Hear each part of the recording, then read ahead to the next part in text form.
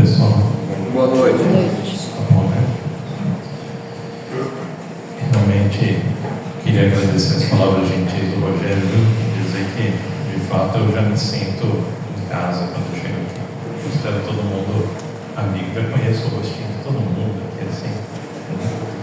Então é muito bom a gente poder participar dessa reunião aqui, né? Um momento muito que a gente para um pouquinho na correria, né? E faz muito bem para a nossa alma, para o nosso coração também.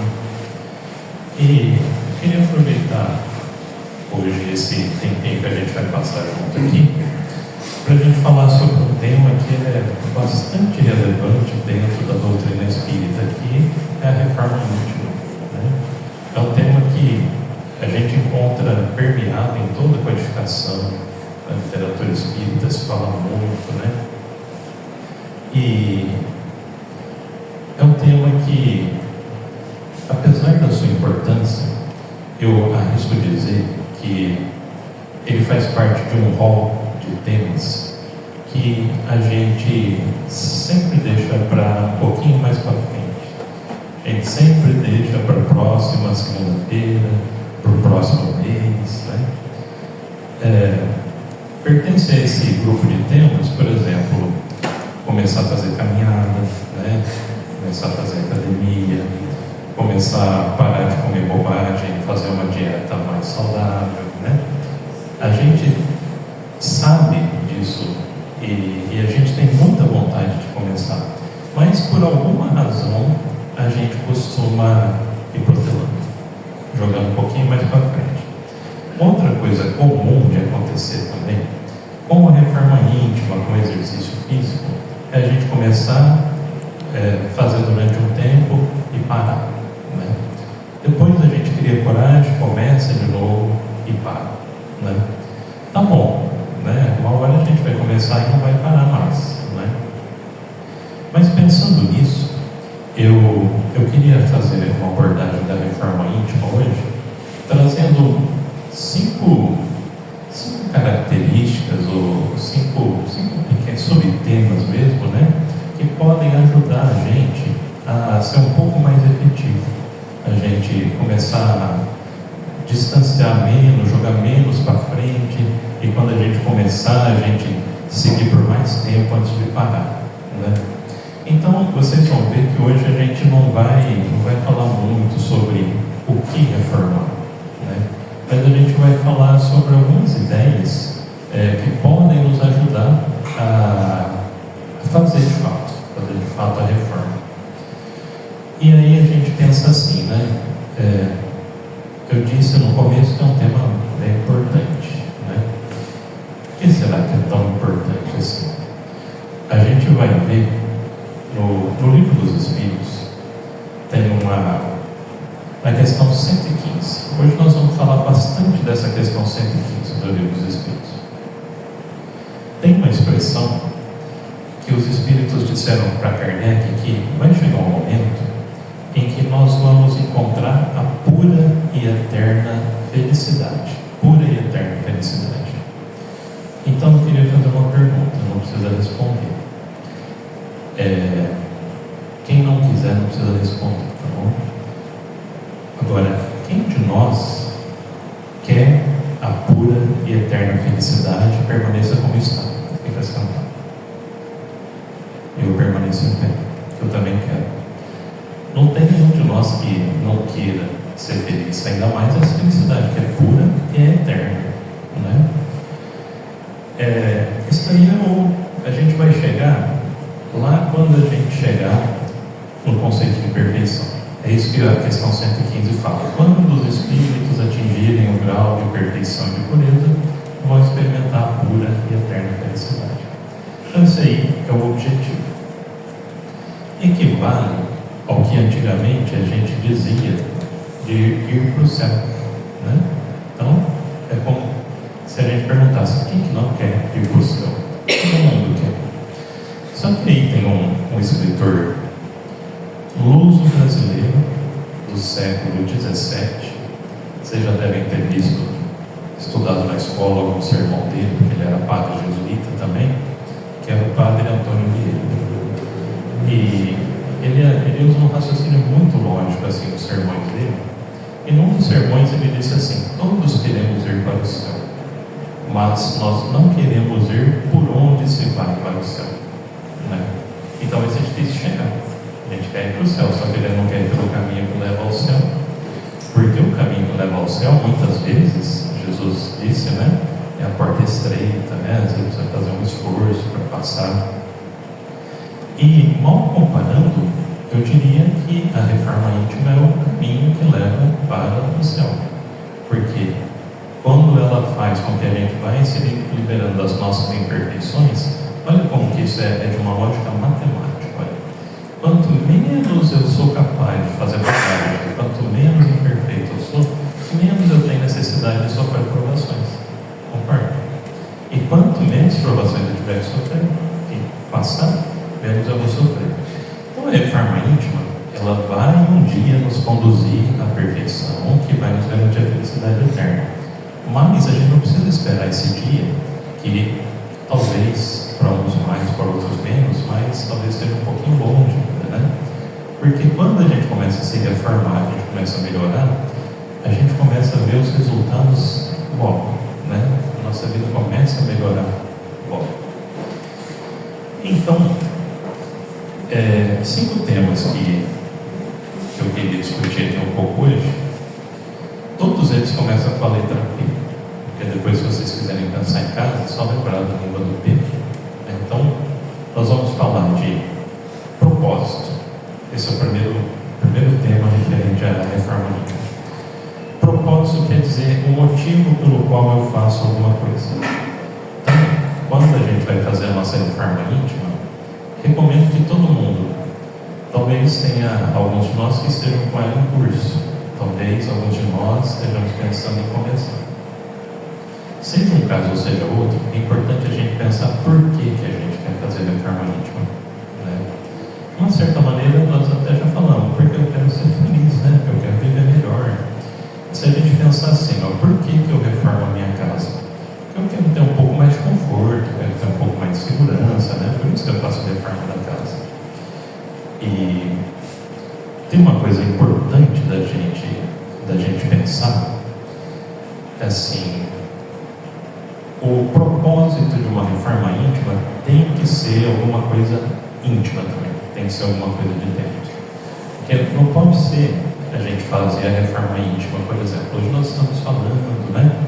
Todo mundo talvez espera sair daqui com vontade, eu vou começar a minha reforma íntima, né? Mas eu vou dizer para vocês que esse é o motivo errado para começar a reforma íntima. Não pode ser porque alguém falou que tem que fazer a reforma íntima. Tem que ser porque a gente tem uma força que vem lá de dentro, lá do nosso íntimo, do âmago do nosso ser, para falar bonito, né? Que fala para a gente, não, eu preciso parar de sofrer, eu preciso me melhorar para eu me habilitar a conquistar algumas coisas que vão me dar uma vida melhor. Então, essa é a primeira coisa que a gente tem que pensar. Qual que é o propósito que a gente tem quando eu faço um projeto mesmo de fazer a reforma íntima, né? Então, nós vamos encontrar no Livro dos Espíritos, aliás, no Evangelho segundo o Espiritismo, capítulo 17, a lição chamada Os Bons Espíritas, onde a gente vai ler o seguinte: reconhece-se o verdadeiro espírita pela sua transformação moral e pelos esforços que faz para domar as suas más inclinações. Isso é muito famoso, né? O verdadeiro espírita não é aquele que já é perfeito, é aquele que está se esforçando para... Ele usa até um verbo curioso, para domar as suas más inclinações, como se fosse uma febre que a gente vai dentro da gente, né? E a gente precisa domar. Esse trecho é muito conhecido, mas tem uma sequência dele que não é tão citada assim. Porque o Kardec vai dizer o seguinte: enquanto alguns se comprazem num horizonte mais limitado, outros se esforçam por desprender-se dele. Então, reformar-se intimamente tem muito a ver com isso, de alargar o nosso horizonte. E a parte que eu mais gosto é quando ele diz assim, ó: sempre o consegue quando tem a vontade firme. Ou seja, vontade firme. Quando a gente tem a vontade focado, propósito firme, a gente consegue. Então, primeira questão que eu queria refletir: qual que é o propósito da reforma? Né? É importante, é muito falado na doutrina espírita, né? Mas o propósito da reforma íntima é nos fazer felizes, porque nos torna melhor. Né? Então, esse é o primeiro pezinho. Aí nós temos o segundo P, que eu chamei de ponto de partida. Então vai decorando: o primeiro é propósito, o segundo é ponto de partida. Lembrando a citação do Vieira, né, ele fala: ó, a gente vem para o céu, só que tem um caminho que leva para o céu. Então nós já vimos aqui, o que nós queremos? Nós queremos ter uma vida melhor, uma vida mais feliz, né? Agora, tem um caminho, né, até eu chegar nisso daí. Quando a gente tem um objetivo, quando a gente vai viajar, por exemplo, a gente sabe: eu quero ir para a praia, vou lá para o Guarujá, eu sei onde eu quero chegar. Só que quando eu coloco no GPS, né, eu preciso saber o meu ponto de partida também, né? O GPS descobre isso automático hoje, né? Então, mas ele precisa saber onde você está para poder indicar qual que é o caminho. Porque se eu estou aqui em Monte Azul para chegar no Guarujá, tem um caminho. Se eu estou, digamos, em Sorocaba para chegar no Guarujá, é outro caminho. Então, ponto de partida. É importante a gente saber onde que a gente está.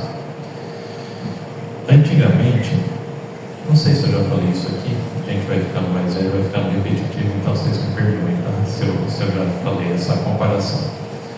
Quando a gente não tinha celular, antigamente, né, muito tempo atrás, e a gente precisava viajar para uma cidade que a gente não conhecia para visitar um parente, o que a gente fazia? A gente, na rodovia até não tem muito erro, né? Você pega a rodovia e chega lá, mas chega na entrada da cidade, principalmente se for uma cidade maior, a gente tinha dificuldade, né? Sem o GPS, eu não conheço nada, como é que eu vou fazer para localizar, né? Se tivesse um posto ali na entrada, era isso que a gente fazia, né? Parava no posto, perguntava. E os frentistas, sabe, pelo menos comigo, eu acho que é característica dos frentistas, eles sempre são tão gentis, né? Explica e fala, né? Não, esse vem aqui, vai lá na tal, né? Mas às vezes acontecia de não ter um posto, né? Então, o que a gente tinha que fazer? Nós fomos visitar um parente naquela cidade. A gente tinha que achar um orelhão, porque não tem celular, né? Tinha que achar um orelhão e ligar para o parente, para ele ensinar para a gente como é que chega. Ganha, assim, um doce quem souber que pergunta que o parente vai fazer para a gente a hora que ele atende o telefone. Eu estou calmo, eu marco, eu estou perdido aqui, como é que eu faço para chegar na sua casa? Que é a pergunta que ele vai fazer? Você está. Onde você está, né? O que você está vendo em volta de você? Me fala um prédio, alguma coisa que você está vendo, né? Para eu poder te orientar, né? Então, tão importante quanto saber onde a gente quer chegar é saber onde a gente está, porque da onde a gente está depende o caminho, depende do plano que a gente vai fazer. Falando nisso, vamos supor que a gente chegue em casa e comece a refletir: olha, eu vou ser perfeito, olha que coisa animadora, eu vou ser um espírito puro, né? Só que eu preciso saber qual que é o caminho, eu preciso ver onde que eu estou hoje, né? Chego em casa, começo a fazer uma meditação, pode ser que comece a dar um certo desânimo. Lá não, gente, eu estou muito longe de ser um espírito puro, né? Pode ser que aconteça isso com a gente. Isso aí é uma coisa que a gente tem que superar, se a gente quiser fazer a nossa reforma íntima.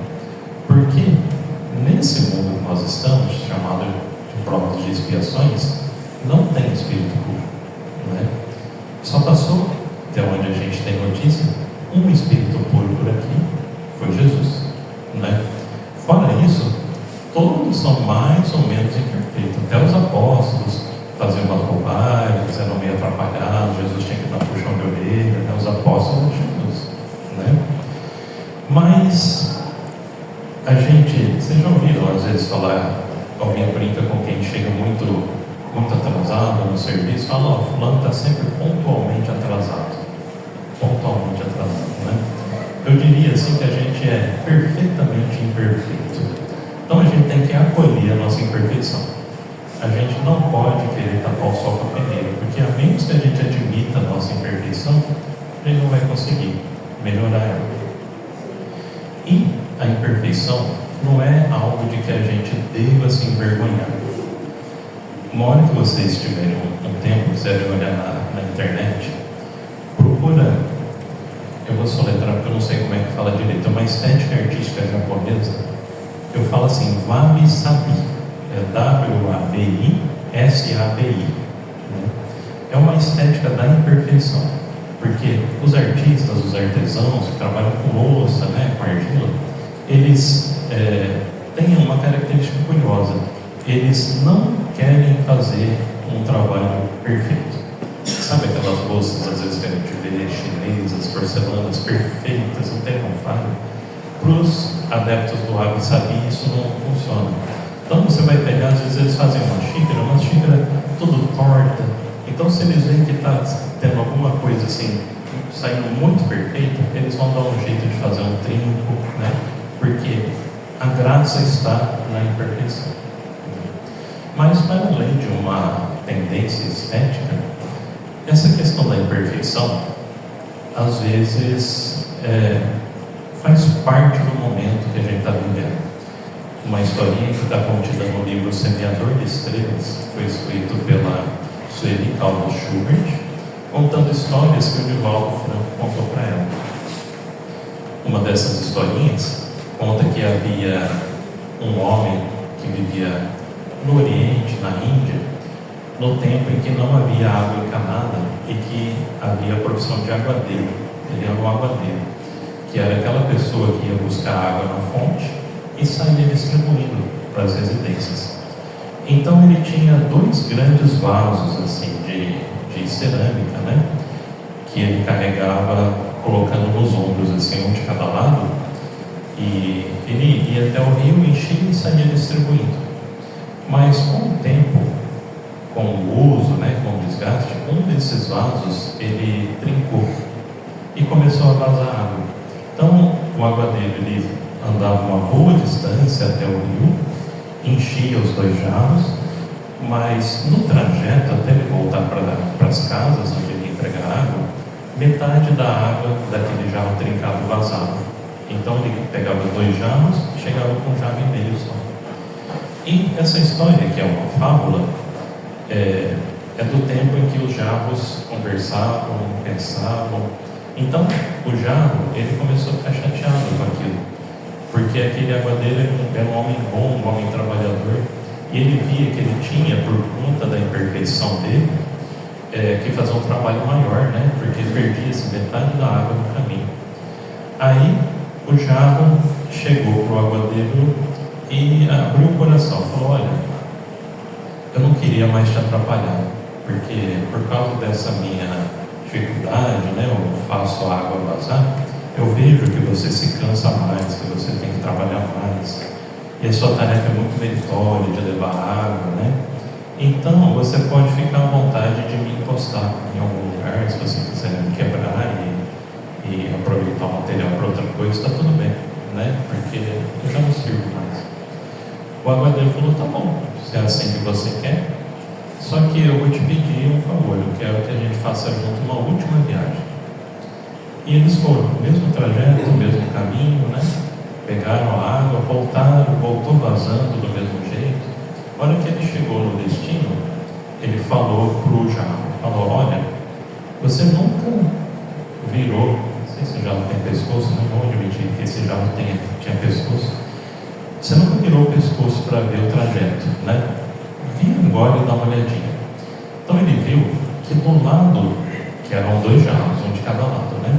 Do lado dele tinha uma esteira de flores bonita, de várias cores, porque a água hidratava o solo, né? Regava e permitia que nascessem as flores.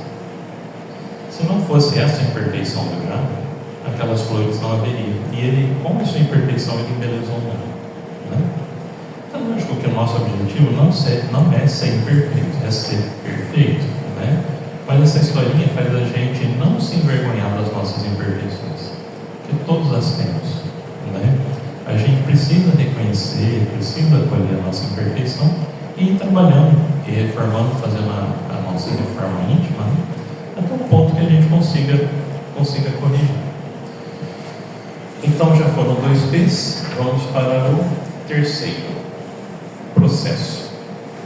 Então, primeiro, propósito, segundo, ponto de partida, que é o ponto da imperfeição, terceiro, processo. Por que processo?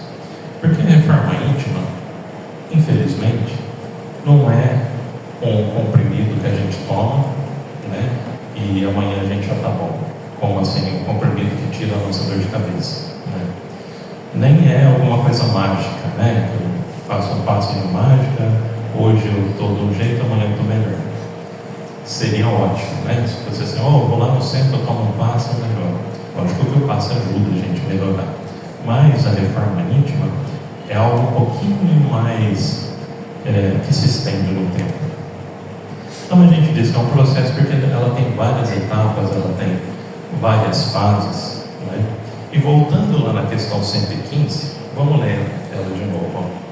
A cada um Deus deu determinada missão com o fim de esclarecê-los e de os fazer chegar progressivamente à perfeição. Aí eu queria chamar a atenção para esse progressivamente. É bem progressivo mesmo. É devagarzinho.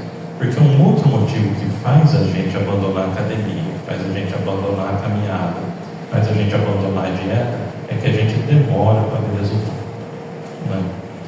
Aliás, tem alguns tipos de remédio, ou talvez a maioria deles, que demoram para começar a fazer efeito.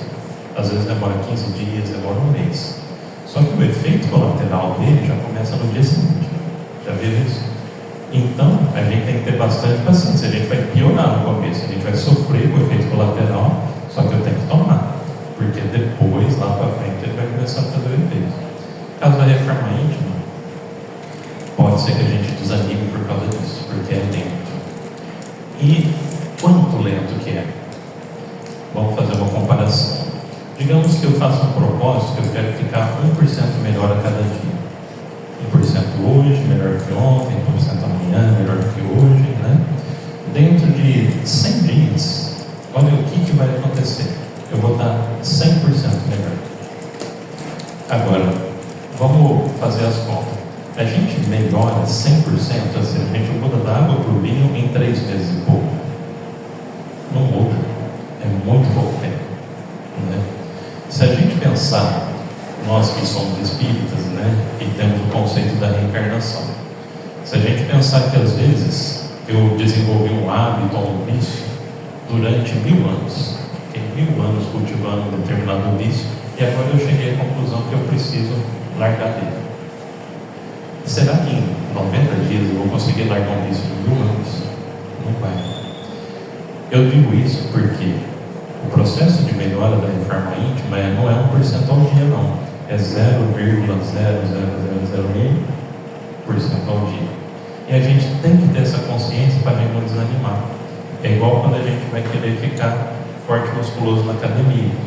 Não é 90 dias também que a gente vai ficar. É mais ou menos como uma musculação para a nossa alma. Demora um pouquinho para fazer efeito. Mas não quer dizer que não está acontecendo nada. As coisas estão acontecendo. Aí tem até um pezinho que não faz parte dessa reflexão, mas ele cabe aqui, que é o pezinho da paciência. A gente precisa ter paciência também para as coisas acontecerem. Muito bem. Esse foi o pezinho mais rápido. Vamos passar para o quarto P. Persistência. Ou ação persistente. Talvez alguém de vocês já tenha trabalhado em alguma empresa que te impõe metas assim, para você cumprir. Olha, você tem que, se for uma empresa comercial, você tem que vender X nesse mês, né? Você tem uma cota que você tem que cumprir e tal, né? Quem já teve essa oportunidade de trabalhar com meta, talvez já tenha ouvido falar de um negócio que chama de psicologia da meta.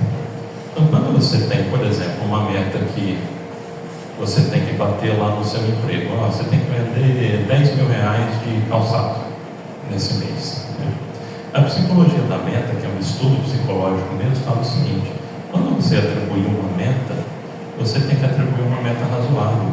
Porque se for uma meta muito alta, a pessoa já larga a mão. Fala, não, isso aqui não vou entregar muito mesmo, ela não faz nada. Nem o que ela conseguiria fazer, ela não vai querer fazer. Fala, não, isso é demais para mim. Então isso é uma coisa que a gente pode aplicar no nosso processo de reforma íntima. A gente não pode colocar uma baliza muito alta. Eu costumo comparar, e eu me uso de exemplo, porque o exemplo não é muito bom. Quando a gente é bem sedentário, eu acho difícil que tenha alguém mais sedentário que eu. Então pode ter tão sedentário quanto, mas mais do que eu. Ficar sentado o dia inteiro, de carro em 3 quarteirão, tem que ir de carro. Então, digamos que alguém que seja sedentário como eu, decide que quer mudar de vida e vai fazer exercício físico. Então, digamos que amanhã eu quero começar o exercício físico correndo 5 quilômetros. Né? Se eu fizer isso, vai ser a última vez que vocês estão me vendo aqui. Porque o coração vai parar no quilômetro 2, né? Mais ou menos. Por quê? Porque isso não é uma meta realista. Né? Com a nossa reforma íntima, a mesma coisa. A gente tem que fazer alguns esforços que o nosso cérebro não vai refugar. Porque quando é a lógica que os alcoólicos anônimos usam, né? Eles dizem assim: por hoje não. Eu não vou beber só por hoje. Porque se eu disser, eu passei uma vida inteira comprometido com o vício do álcool. Né? Se eu falar, não, a partir de amanhã não vou beber mais, o meu cérebro mesmo já sabe que é difícil de acontecer. Acontece, mas é difícil, né? Então, quando a gente for fazer a nossa reforma íntima, define metas claras e realistas. Né? Agora, pode ser que eu chegue aqui no meu plano e falo, não, se não for para correr 5 quilômetros, eu nem vou começar, porque o meu objetivo é correr 5 quilômetros. Eu não quero caminhar 5 quarteirões, eu quero correr 5 quilômetros. Tudo bem, não tem problema nenhum quanto a isso. Só que você vai ter que fazer um plano de ação. Faz parte da psicologia da meta também. Você vai ter que fatiar isso daí que você quer fazer, porque você não vai conseguir no primeiro dia. Mas no primeiro dia você não vai conseguir andar 1 quilômetro, você consegue. Aí você se programa, vai chegar um ano, daqui a um ano, por exemplo, você vai conseguir os 5 quilômetros. Né? Com a nossa reforma íntima é a mesma coisa. E a última coisa da psicologia da meta: não se esqueça de comemorar as pequenas conquistas, porque as conquistas vão ser pequenas mesmo, né? No nosso nível aqui a gente não faz nada de muito grande, mas nós temos que comemorar as pequenas conquistas. Tem um provérbio alemão que diz assim, contempla as estrelas, mas não se esqueça de acender a lareira, porque a luz da estrela, apesar de você estar almejando ela, não vai te aquecer aqui, nem iluminar nesse momento. Então olha a estrela, mas acende a lareira. E finalmente, só para a gente concluir, o último pezinho, que é postura de aprendiz. A gente vai lembrar que no Evangelho, em mais de uma oportunidade, Jesus disse: deixai vir a mim as criancinhas. Lembra disso? Num outro trecho ele diz assim: enquanto vós não fizerdes como estes pequeninos, não entrareis no reino dos céus. Qual que é uma característica das crianças que Jesus na verdade estava evocando ali? Elas têm essa postura de abertura para tudo que tem para aprender. Muitas vezes deixando inclusive os adultos assim, embatucados com as perguntas, né? Pergunta que assim, a gente não sabe responder, né? E a pergunta a gente não faz, porque a gente acha que a gente sabe. Olha como é que é, né? Então, a gente ter uma postura de aprendiz é a gente reconhecer que nem tudo a gente sabe. Nós podemos até saber muito, né? Às vezes na nossa profissão nós passamos décadas dentro da nossa profissão e a gente fala, nossa, eu domino isso daqui, né? Eu sei tudo. Só que é importantíssimo acumular conhecimento. Só que a gente só tem que tomar o cuidado de não perder essa postura de aprendiz. Porque a partir do momento que eu acho que o que eu sei já está bom, cai por terra qualquer tentativa que eu faça de me melhorar. E tentativa de me tem tudo a ver com a reforma íntima, né? Nesse sentido, só para a gente concluir, tem um livro chamado Emoções que Curam, que é da autoria espiritual do espírito Hermance Dufour e do médium Vanderlei de Oliveira. Então, é um livro que é interessante, porque ele faz algumas narrativas do mundo espiritual, mais ou menos do tipão dos livros do André Luiz, assim, né?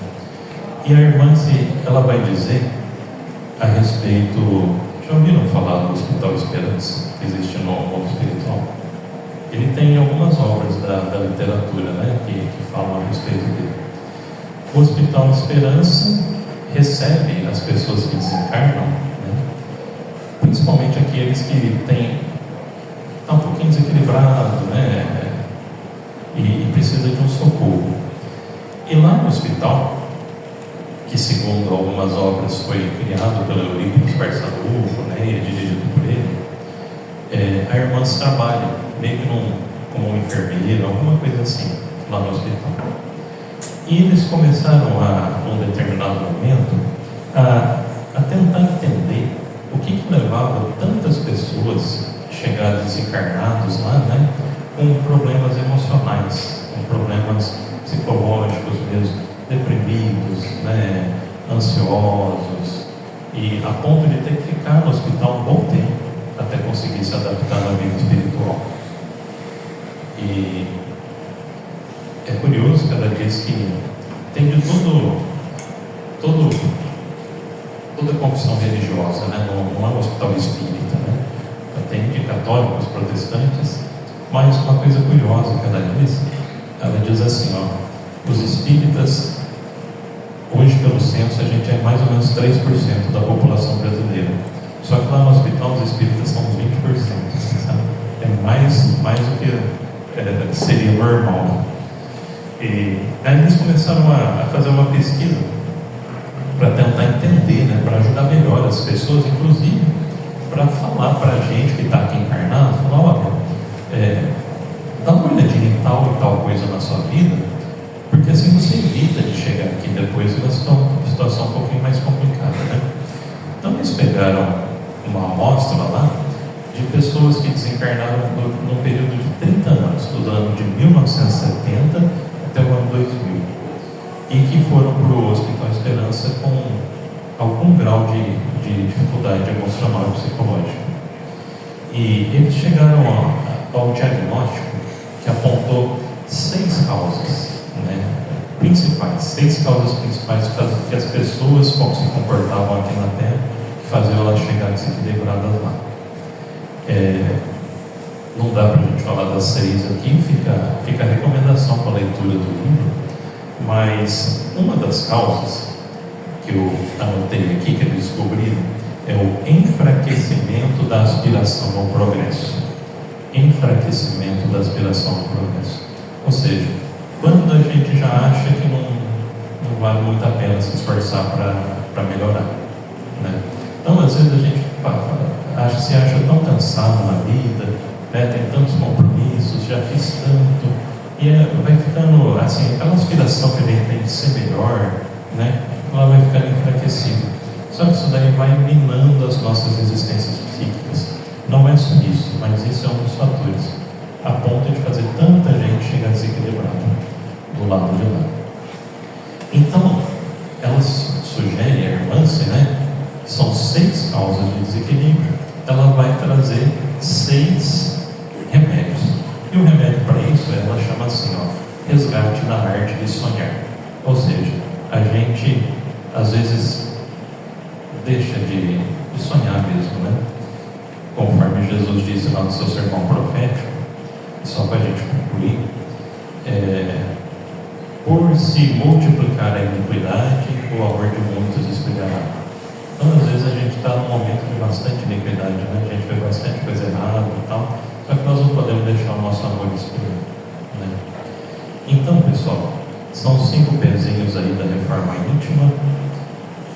Espero que a gente comece amanhã, né? Nem que a gente tiver que parar, a gente para, depois volta de novo, né? Isso é muito importante para a gente. Então, muito obrigado pela paciência de vocês. Agora nós vamos fazer a oração final. Tem um recado para dar? Podemos fazer? Então vamos fazer a oração, vamos preparar para receber o passo.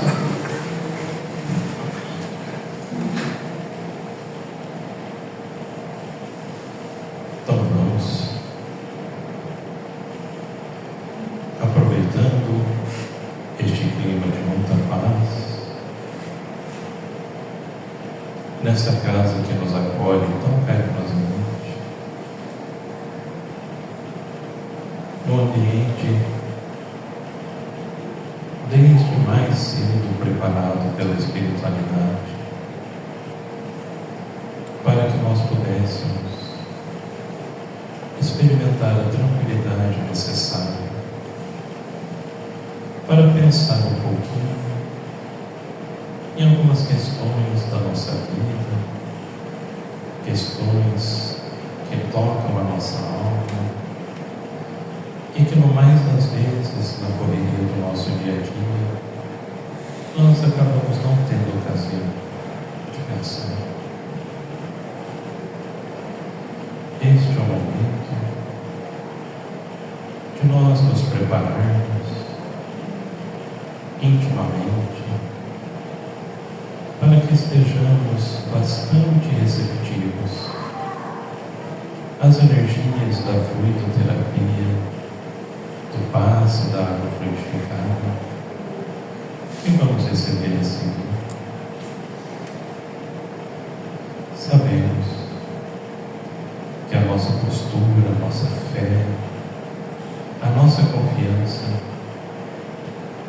são muito importantes para que a meditação, seja ela física, seja ela espiritual, possa produzir os melhores efeitos. Neste momento, queremos recordar e aproveitar estes minutos de oração para dirigir o nosso pensamento, o nosso pedido àquelas pessoas, nossas conhecidas, nossos familiares, que não tiveram a mesma oportunidade que estamos tendo de estar aqui. Porque a espiritualidade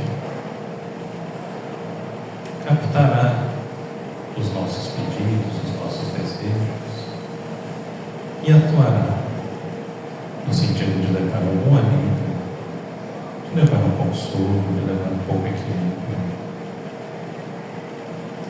E com isso nós dividimos um pouco dessa refeição espiritual que temos aqui à nossa disposição. Divino Mestre, te agradecemos, te pedimos que nos dispensas e conosco siga até os nossos lares esta mesma paz que aqui experimentamos. Seja conosco, Senhor, nesta noite, durante toda a semana,